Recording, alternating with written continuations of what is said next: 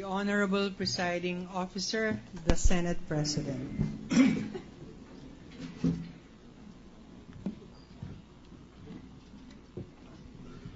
Thank you. Magandang hapon po sa inyo lahat. Unang-una, gusto kong pasalamatan ang aking mga kasama sa Senado na ngayon ay ginagampanan ang katungkulang ilang hukom dito sa paglilitis na ito sa kataas-taasang mahistrado ng ating kataas-taasang hukuman sa ating bansa na siya ang tinatawag na guardian ng ating saligang batas at ang kalayaan ng ating mamamayang Pilipino. Gusto ko rin pasalamatan ang mga abogado ng dalawang panig nandito ngayon, the prosecution panel as well as the defense panel for their untiring effort in participating in ferreting out the truth in this trial and in order to arrive at a just resolution of the case before us. In the entire course of this impeachment trial, I've faced many difficult challenges to my own and the court's collective wisdom,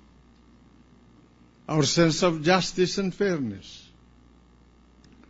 the delicate balancing act we must perform to ensure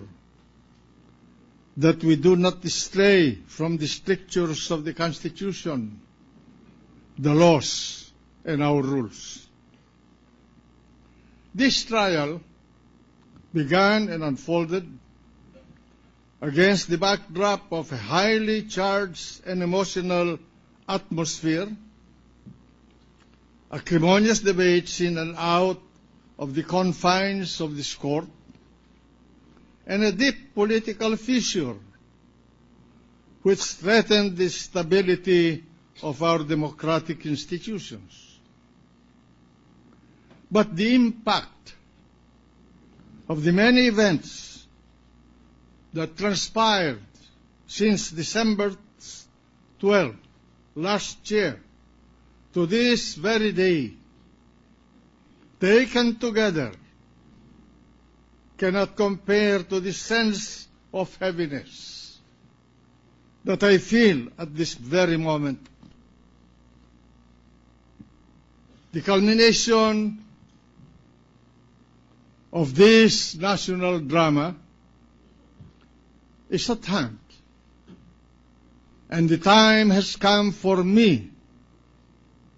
to render judgment on the person before whom I took my oath of office as a senator of this republic, no less than the Chief Justice of the Supreme Court, Renato C. Corona. The respondent Chief Justice and his family understandably feel deeply hurt, pained, and aggrieved. As a lawyer, I must confess that I was personally frustrated, really frustrated, by the loose and hasty crafting and preparation that characterized the presentation of the charges contained in the articles of impeachment. It seems that the case was being built up only after the charges were actually filed. The repeated recourse to this court's compulsory processes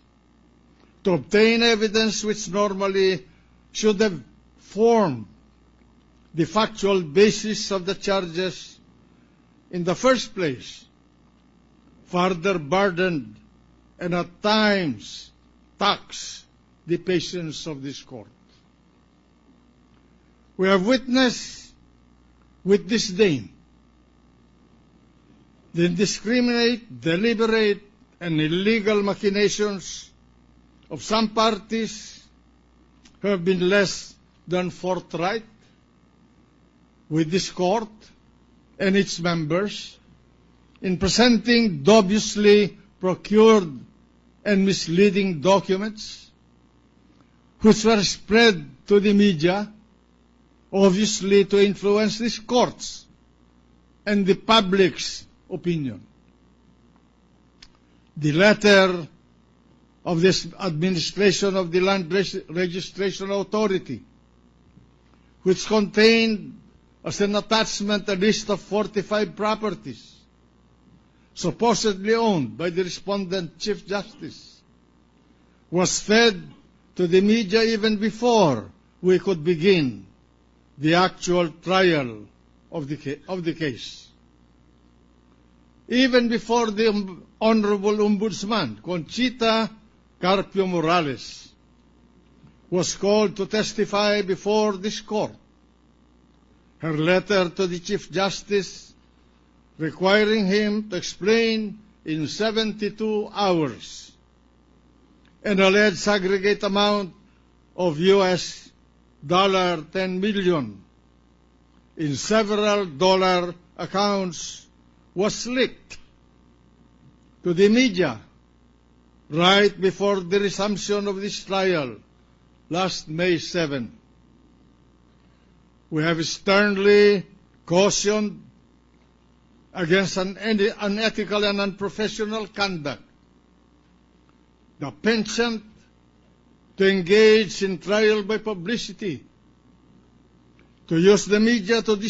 disseminate and advance so-called information or evidence, to provoke and disrespect this court and its members, and to irresponsibly hurl disparaging insinuations and accusations. We have tried to impress upon everyone who may be similarly motivated and inclined to test our will that this court means serious business and would not succumb to or allow such underhanded tactics and gimmickry to deter this court from our task. Prudence and justice dictate that in determining the guilt or innocence of the Chief Justice,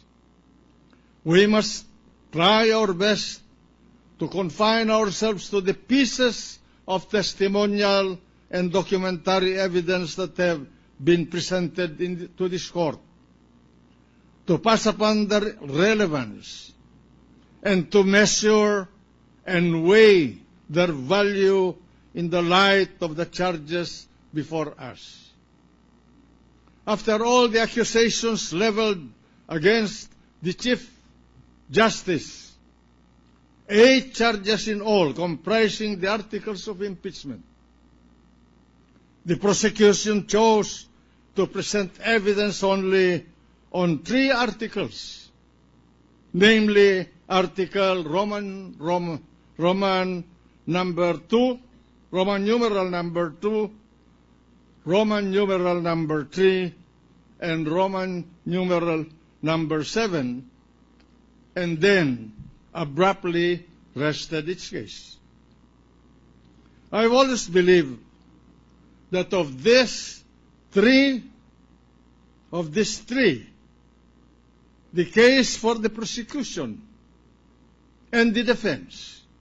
will rise or fall on Article 2, which is now the subject of our vote. This court, at one point, had extensive discussions and differences of opinion, to be sure, regarding the charge contained in paragraph 2.4 of Article 2, that the Chief Justice was, and I quote, suspected and accused of having accumulated ill-gotten wealth, acquiring assets of high values, and keeping bank accounts with huge deposits. Close quote. We ruled to disallow the introduction of evidence